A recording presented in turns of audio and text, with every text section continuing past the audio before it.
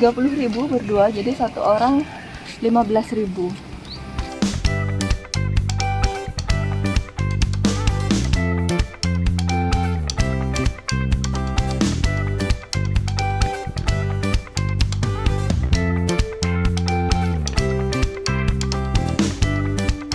Hai, hari ini kami menempuh perjalanan yang lumayan jauh ya, dari Denpasar ke Desa Ujung di Karangasem. Nah, kenapa kami ke sini? Karena ya tujuannya kita mau ke Taman Ujung atau yang biasa dikenal dengan Water Palace atau Istana Air. Nah, tahu nggak seperti apa sih Taman Ujung yang katanya indah? Dan kalau di Bali tuh dia banyak digunakan sebagai tempat untuk pre-wedding karena arsitekturnya sangat unik, jadi menarik untuk kegiatan photoshoot. Hari ini lumayan rame, tadi saya sempat melihat orang-orang datang ke sini, maklum karena sekarang hari Minggu ya. Jadi saya masih pakai masker karena situasinya lagi rame, nggak tahu nanti apakah bisa lepas masker atau enggak. Kita lihat situasi di dalam ya, nanti seperti apa Taman Ujung. Yuk masuk ke dalam.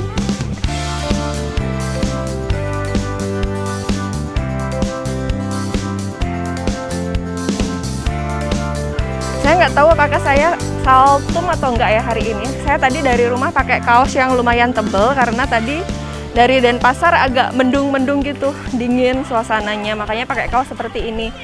Tapi begitu nyampe tadi di dekat kawasan ini ternyata matahari bersinar terik.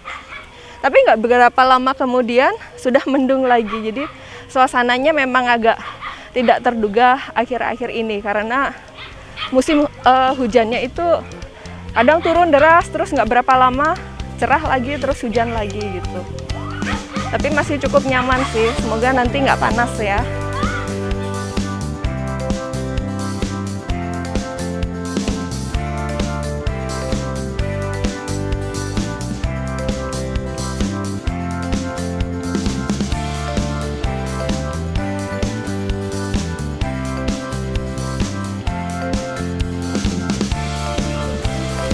Jadi kenapa disebut sebagai Water Palace atau Istana Air? Karena ya di sini banyak sekali kolam-kolam ya. Ada 3 buah kolam di sini. Mungkin dari situlah kenapa disebut sebagai Water Palace.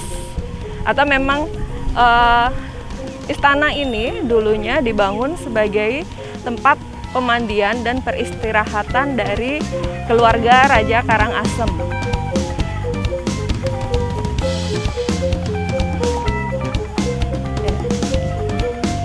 Ada 3 kolam di sini, ini adalah kolam yang terbesar. Nah, di sini ada bangunan yang biasa disebut sebagai istana gantung karena posisinya yang menggantung gitu di atas air. Jadi masyarakat di sekitar sini dulunya menyebut ini sebagai istana gantung.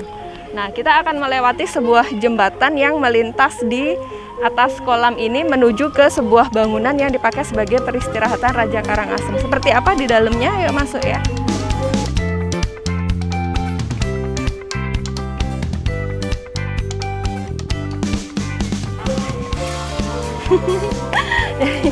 Di sini memang spotnya cukup menarik buat foto-foto. Biasanya sih salah satu spot yang menarik di jembatan ini ya.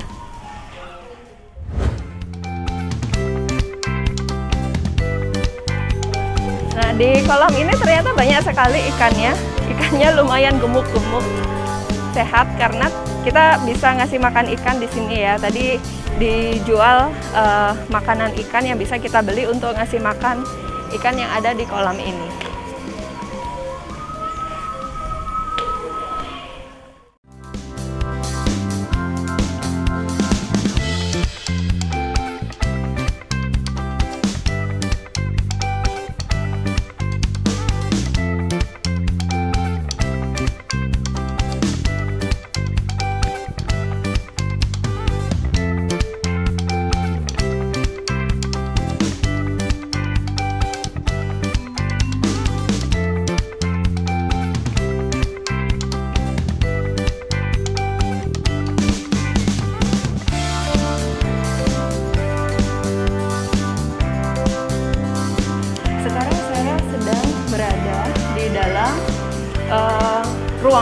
atau bangunan yang tadi berada di atas kolam ya, yang tadi kita masuk melalui jembatan di atas kolam yang tadi.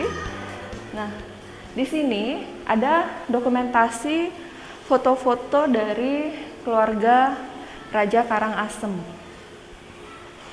Sini lihat, ada yang menarik di sini. Nah, di sini ada juga kalender Bali ya. Hampir di semua rumahnya orang Bali itu ada kalender seperti ini. Ini adalah kalendernya orang Bali, berbeda dengan kalender yang lain. Kalau tanggal-tanggal Masehinya sama, yang membedakan adalah kalau di kalender Bali itu lebih lengkap penjelasannya tentang hari-hari yang dia merupakan hari besar keagamaan. Di sini yang tanda merah ini purnama, terus ini film atau bulan mati. Kita masuk ke sini. Nah, di sini ada dokumentasi keluarga besar Raja Karangasem beserta 24 putra-putrinya. Ini diambil tahun 1925. Jadi tahunnya sih tidak terlalu jauh ya, tidak terlalu lama juga periodenya dari sekarang.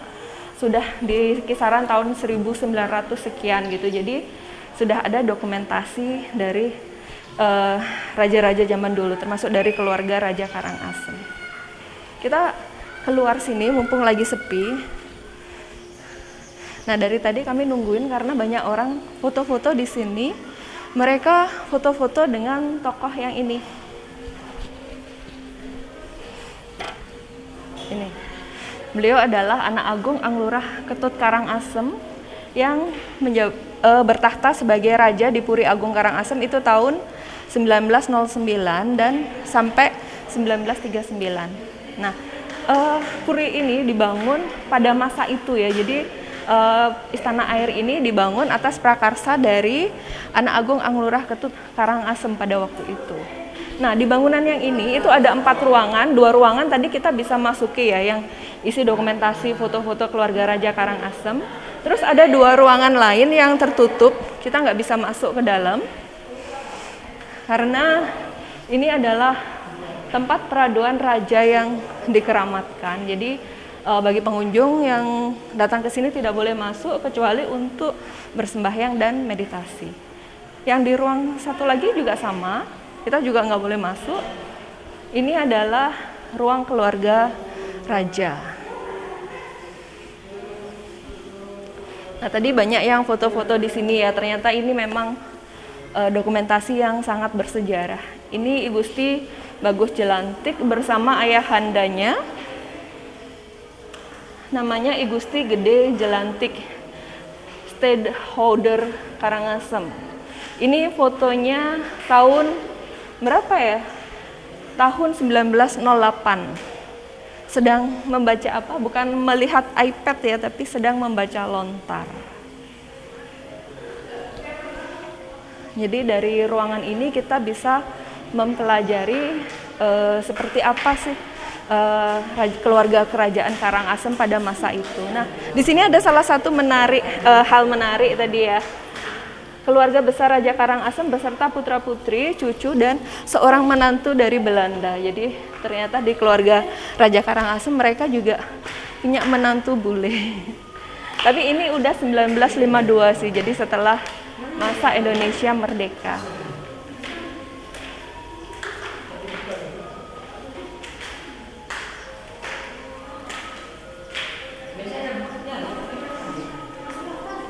Nah, kita berada di ruangan yang semi terbuka ya. Jadi dari ruangan ini kita bisa sambil memandang apa yang ada di luar. Yang ada di luar ada banyak sekali pengunjung dan sambil melihat kolam tadi ya, suasananya sangat sejuk, nyaman, seperti itu ya, pantas. Cocok sekali sih bangunan ini sebagai tempat peristirahatan Raja Karangasem waktu itu. Yuk, kita akan keluar lagi melalui jembatan ini, ya, jembatan yang di sana itu. Terus kita lihat-lihat ada apa lagi selain bangunan di tengah kolam ini.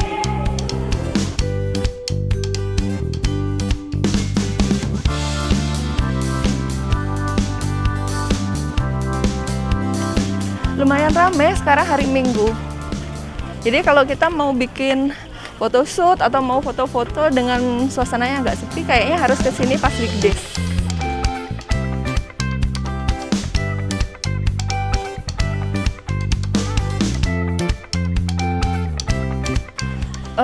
Di sini taman ya, taman di luar bangunan. Ada prasasti di sana, apa itu? Oh, itu adalah prasasti untuk revitalisasi Taman Sukasada Ujung Karangasem tahun 2004. Jadi bangunan yang kita lihat di Taman Ujung ini sih sudah melalui berbagai masa yang lumayan berat ya. Mulai dulu zaman penjajahan Jepang, Belanda. Terus pada tahun 1960 berapa, Beli masih ingat nggak? 60 sekian gitu, saya agak lupa. Itu terjadi letusan Gunung Agung yang lumayan besar sehingga bangunan ini termasuk menjadi salah satu korban letusan itu. Sempat rusak hingga akhirnya di tahun berapa ya? Hingga akhirnya pemerintah sini dan keluarga Kerajaan Karangasem itu mereka memutuskan untuk memugar kembali bangunan Water Palace ini dengan masih mempertahankan seperti apa bentuk awalnya. Jadi bangunan ini sebenarnya sudah melalui proses pemugaran. Dan itu tadi prasasti yang menyatakan revitalisasi bangunan ini. Ini pemandangan dari luar ya. Tadi kita yang berada di dalam. Jadi kalau teman-teman lihat posisinya kalau dilihat dari luar kolam seperti ini. Tadi kita lihat jembatan itu. Dan sekarang kita berada di bagian luar, di bagian taman. Saya pengen mengeksplor lagi. Ada sebuah bangunan di pojok dari Water Palace ini.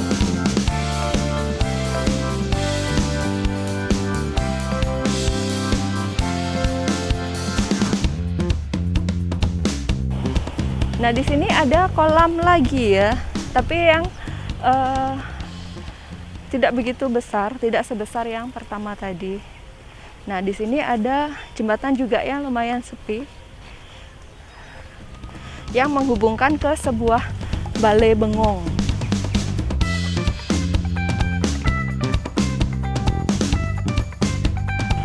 Terus ini kolam lagi ya. Tadi saya menyebutkan ada 3 kolam di sini, 1, 2, 3 yang berada di sana tadi.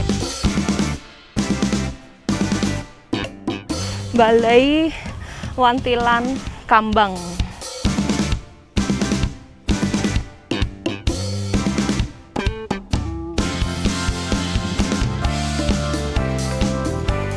Oke, jadi di kolam-kolam di Water Palace ini sebenarnya sih pengunjung bisa nyewa kayak perahu bebek gitu ya, atau perahu juga seperti yang di sana itu untuk ya seru-seruan aja ya mengelilingi kolam. Nah, Water Palace ini dibangun itu melibatkan arsitek dari Belanda, terus arsitek juga yang berkebangsaan Tionghoa, dan juga melibatkan arsitek Bali atau Undagi ya, biasanya beliau ini ahli di bidang ukir-ukiran batu seperti ini, sehingga bangunan di Istana Water Palace ini bernuansa agak-agak Eropa gitu, tapi juga tidak meninggalkan ciri khas Balinya.